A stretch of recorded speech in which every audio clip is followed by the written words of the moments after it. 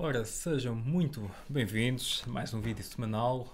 Hoje, no tema do vídeo, vamos falar sobre os bancos centrais que vão estar em destaque esta semana e vamos olhar em particular para o Banco do Japão, a Reserva Federal Americana e vamos também olhar um pouco para a decisão do Banco de Inglaterra. Começando então pelo Banco do Japão. Portanto, poderá então o Banco do Japão agitar ou não os mercados, vamos ver.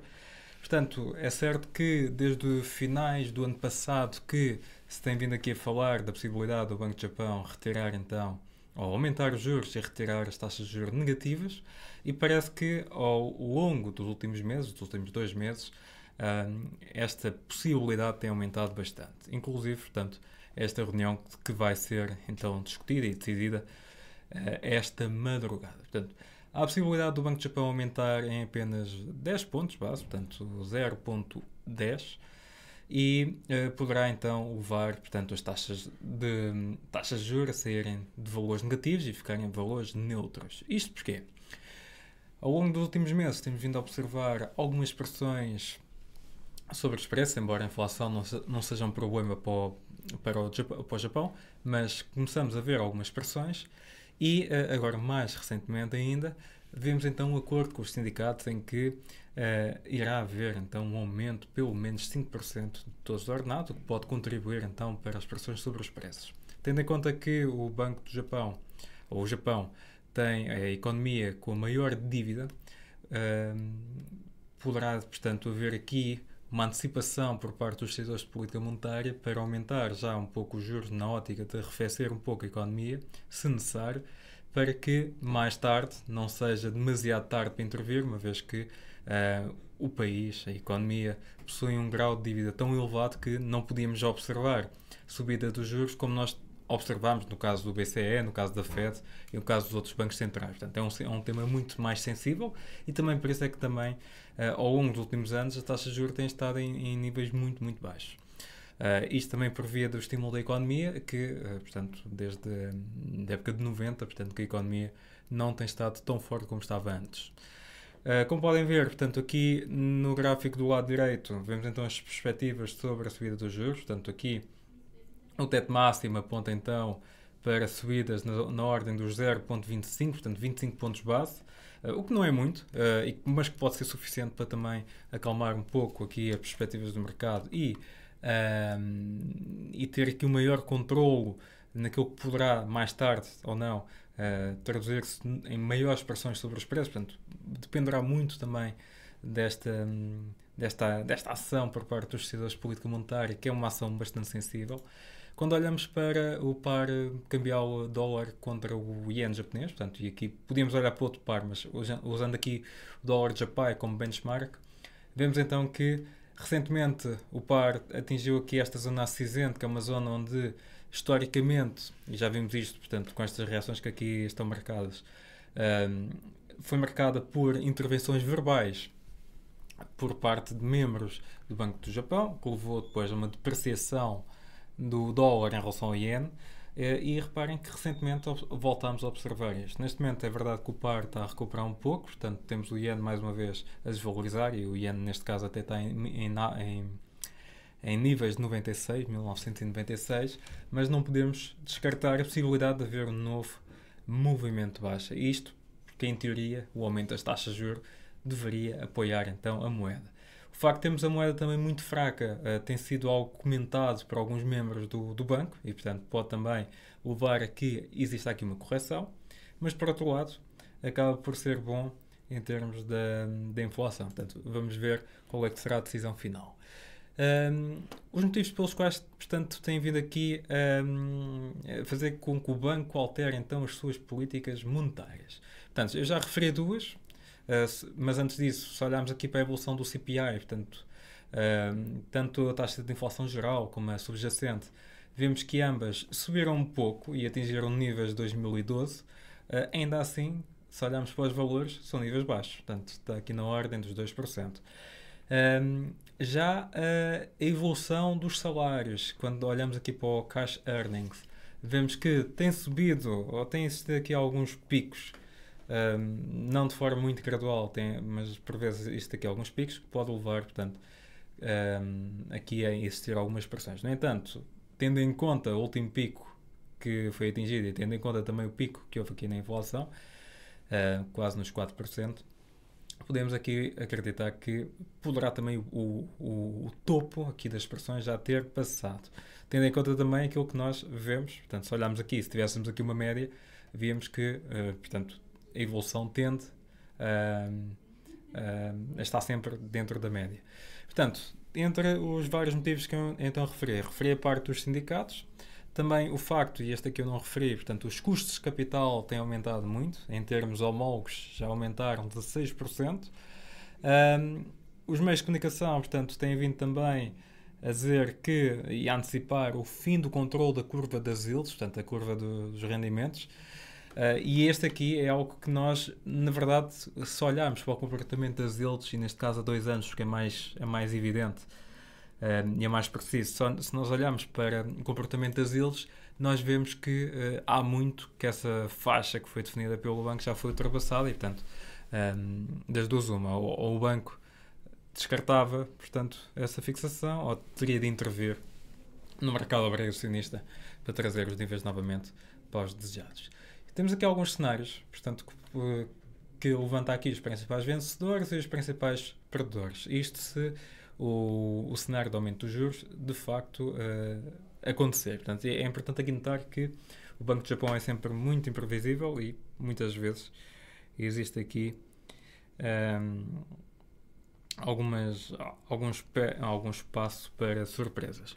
Mas, portanto, num cenário em que as taxas de juros aumentam, naturalmente temos o setor da banca e o setor financeiro a beneficiar. Portanto, temos aqui o Banco do Japão, temos aqui as empresas de seguros e bancos. A própria moeda tende também, em teoria, a valorizar. No entanto, depois há aqui alguns agentes, algumas partes que ficam prejudicadas, nomeadamente as empresas mais vulneráveis e as famílias. Portanto, de um modo geral, o que é que nós então, e o que é que nós estamos cada vez mais a aproximar-nos? Portanto, o Banco do Japão está evidentemente a aproximar-se e a caminhar para uma mudança nas suas políticas monetárias, a seguir os bancos centrais no Ocidente. Ainda assim, poderá aqui haver um impasse se os decisores de política monetária quiserem esperar por mais dados macroeconómicos. Nós já temos algumas evidências, mas não temos muitas evidências, portanto pode haver ainda espaço para ter um pouco de cautela antes de fazer algum tipo de intervenção. Ainda assim, se nós olharmos de uma perspectiva um pouco mais macro, 10 basic points, ou 10 pontos base, não é assim muito, por isso pode de facto acontecer e o seu impacto em termos da economia pode ser um pouco limitado e, mais uma vez, pode ser uma forma do banco também antecipar para eventuais pressões, isto aqui devido então às questões do emprego. Depois temos então o caso da Reserva Federal. Portanto, esta semana também temos a decisão da FED. Se olhássemos para aquilo que eram as perspectivas da Reserva Federal há 3 meses, víamos que este mês de março seria o primeiro momento em que os juros iriam baixar, mas as coisas entretanto mudaram um pouco. Ora, olhando só aqui para alguns indicadores económicos, se nós olharmos aqui para a inflação, no caso dos serviços e no caso dos serviços, mas excluindo a habitação, vemos evidentemente que há muitas pressões nestes dois setores. Portanto, os serviços e a habitação continuam a ser muito responsáveis pelas pressões sobre os preços, como aqui podemos ver. No caso do CPI de serviços está a 5%, e se olharmos para o CPI excluindo a habitação, está nos 3,4%, portanto de 3,9%, muito acima dos 2% que são os desejados. Se olharmos para os preços nos serviços, e isto aqui medido pelo ISM, vemos que em primeiro lugar há uma correlação evidente com o CPI que exclui a habitação e os preços, portanto aqui do subíndice do ISM. Reparem o que é que acontece, está a existir uma pequena divergência, o que de certo modo até pode ser positivo na medida em que pode trazer aqui este indicador cá para baixo e portanto isto aqui era um bom argumento para que a FED pudesse então decidir reduzir os juros. Até agora não o tem feito e tem adiado esta decisão, porque a inflação continua elevada e a atividade económica continua muito forte em comparação com aquilo que se esperava inicialmente.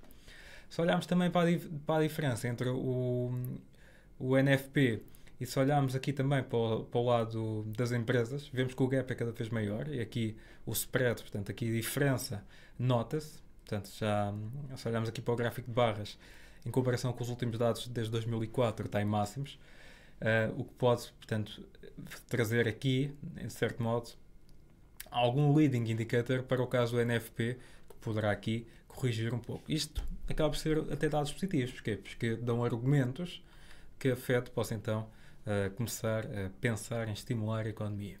Já quando olhamos para as vendas a retalho, vemos que as vendas nominais até estão bastante estáveis, mas quando olhamos para as vendas reais, estão um pouco mais fracas, embora não tão fracas como se esperava também inicialmente. Aqui em baixo conseguimos ver, neste gráfico de barras também, conseguimos ver, portanto, a variação não tem sido assim muito menor. Aliás, se olharmos para a variação dos últimos 4 meses, até tem sido... Não dá para ter assim tantas conclusões, mas esta é uma vertente que deverá, agora ao longo do tempo, ser mais penalizada, uma vez que os juros continuam elevados, mais elevados até do que se esperava. Isto vai afetar naturalmente o lado do consumo. Ora, sobre então as projeções sobre as taxas de juros. Esta semana vamos ter a reunião da Fed, como eu estava a dizer. Como acontece no final do primeiro trimestre, acontece que é conduzida também por um conjunto de projeções que são importantes, o tão famoso gráfico de pontos. Começamos a ter algumas semelhanças com aquilo que aconteceu em finais de 1990, quando o Greenspan, portanto, na altura, presidente da FED, conseguiu pela primeira vez o soft landing e que, portanto, conseguiu passar políticas monetárias restritivas novamente, para estimular a economia e conseguiu com que a economia não entrasse em recessão profunda e que os mercados acabassem por disparar. Estamos numa situação idêntica, se formos a ver, portanto, a inflação está a abrandar, apesar de tudo, está a abrandar. Vemos que o mercado de trabalho muito estável e a atividade económica, mesmo que a abrandar um pouco mais, não está a abrandar muito. E, naturalmente, acabamos por ver, então, o desempenho das empresas em bolsa a ser muito, muito positivo. Estamos numa situação semelhante. Ainda assim, quando olhamos aqui para as projeções sobre os cortes dos juros, neste momento não há expectativas de que na primeira metade do ano ocorram cortes, mas possivelmente em junho, julho, possa então ocorrer o primeiro corte sobre os juros. Portanto, esta aqui é uma nota bastante positiva e que merece ser acompanhado, uma vez que vai afetar naturalmente as expectativas de mercado e também o comportamento dos ativos de risco, neste caso do mercado acionista. Apesar destas reduções, o mercado ainda espera 4 cortes até ao final do ano, portanto também acaba por ser bom nessa medida, entre 3 a 4 cortes, mais uma vez dependerá muito da evolução dos indicadores económicos, mas, portanto, isto aqui será um dos pontos a acompanhar, também em conjunto com a conferência de imprensa de Powell, mas será um dos pontos a acompanhar no lado dos mercados. Portanto, o gráfico de pontos, que não importa muito para onde é que os pontos estão a ir, na verdade, importa mais perceber se a mudança é hawkish ou dovish no lado dos membros da FOMC. Portanto, isto aqui é o mais relevante, dá-nos uma baia sobre o que é que os decisores de política monetária estão e quais é que são as suas perspectivas também sobre a economia americana. Quando olhamos para o índice do dólar, por exemplo, vemos que está num ponto em que está meio incerto, portanto, se num dado momento valorizou bastante, por via, por acaso, de um Head and Shoulders invertido, depois, noutro momento, acabou por recuar e também, por acaso, também motivado aqui, tecnicamente, por este Head and Shoulders, mas já não invertido. Neste momento, há a chance de estar aqui a lateralizar um bocadinho, antes então de termos a decisão da Fed. Por fim, mas não menos importante, o Banco de Inglaterra. O Banco de Inglaterra teve um comportamento, ou tem vindo a seguir um bocadinho os pares, neste caso a Reserva Federal. Apesar da economia britânica estar numa situação muito mais frágil do que a americana, e até mesmo do que a europeia, e a inflação estar muito mais elevada do que estas duas, ainda assim o Banco de Inglaterra não está a ponderar cortar os juros. Portanto, aqui, claramente que até pode ser mais provável este ser o primeiro, uma vez que, estando a economia tão fraca, pode levar aqui ao emprego a aumentar, ou então os PMIs, por exemplo, a baixarem ou a atingirem níveis mesmo graves. Isso pode levar a que exista aqui necessariamente uma intervenção. Ainda assim, pelo menos em comunicados oficiais, não se tem falado disso, mas é preciso ter aqui alguma nota para a situação do Reino Unido. Olhando aqui, por exemplo, para a variação do PIB em termos de variação anual, vemos que, como eu estava a dizer, portanto, está muito fraca a economia neste momento. Se olharmos aqui para o Lloyds Bank Business Barometer, vemos que há uma divergência bastante grande, o que é curioso. Se olharmos aqui para o barómetro do Lloyds Bank, portanto, um dos maiores bancos da Inglaterra, vemos que